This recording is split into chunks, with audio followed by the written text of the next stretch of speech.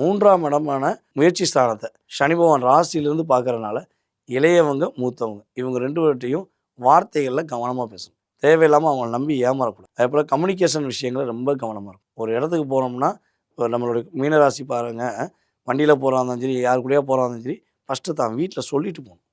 இங்கே போகிறேன், இந்த இடத்துக்கு போகிறேன்னு சொல்லிட்டு போகணும். சொல்லாமல் போனால் அந்த இடத்துல ஏதாவது வில்லங்கத்தை சந்திக்கக்கூடிய சூழ்நிலை வந்துடும்.